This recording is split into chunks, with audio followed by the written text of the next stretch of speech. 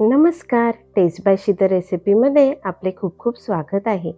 आज आपण बनवणार आहोत कॉर्न मटर कटलेट, जी शाळेच्या डब्यासाठी झटपट होणारी आणि सोपी रेसिपी आहे. जर तुम्हाला ही रेसिपी आवडली तर प्लीज लाईक आणि सबस्क्राईब करा.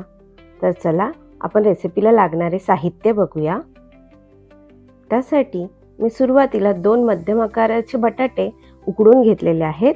अर्धा वाटी मटर घेतला आहे उकडून आणि अर्धा वाटी कॉर्न उकडून घेतला आहे. हे मी सगळे एकत्रच उकडले आहे.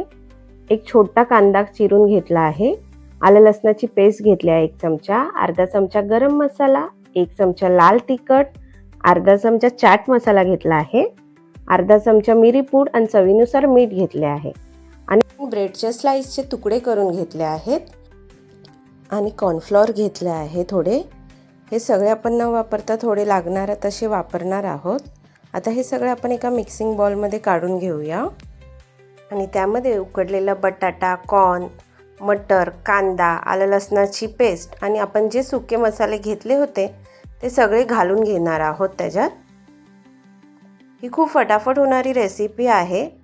तुम्हाला शाळेच्या डब्यासाठी झटपट करायची असेल तर रात्री आपण हे उकडून ठेवलं तर सकाळच्या डब्यालाही हे फटाफट होऊन जाते रेसिपी.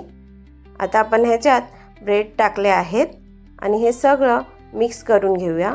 मी सुरुवातीला 1च चमचा कॉर्नफ्लोअर टाकत आहे. जसे लागेल तसे आपण कॉर्नफ्लोअर घालून घेऊ. कॉर्नफ्लोअरमुळे आपल्याला चांगला क्रिस्पीनेस येतो कटलेटला. अजून 1 चमचा मी कॉर्नफ्लोअर घातलेला आहे ह्याच्यात.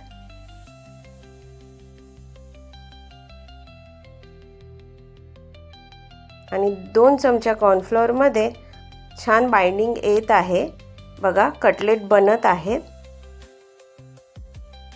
आता आपण ह्याचे सगळे कटलेट बनवून घेऊया. मी गोल शेपनीच कटलेट बनवले आहेत. तुम्ही तुमच्या आवडीप्रमाणे आयत, हार्ट शेपनी बनवू शकता. आता ह्या सगळ्या एवढ्या मिश्रणातून 10 कटलेट बनले आहेत आपले टोटल. आता आपण एक पॅन गरम करायला ठेवूया आणि त्याच्यात 2 चमचा तेल घालून घेऊ. तेल गरम झाले की आपण ह्याच्यात कटलेट घालून घेऊया. मी हे शॅलो फ्राय करत आहे कटलेट. आता गॅस मी मीडियम आचेवर ठेवला आहे आणि दोन्ही बाजूने आपण 2 ते 3 मिनिटं चांगले शेकून घेणार आहोत ह्याला. 3 मिनिटं झाली आहेत. मी आता कटलेट पलटून घेते. बघा छान असा रंग आला आहे त्याला. आता आपण दुसऱ्या बाजूनेही शेकून घेऊया.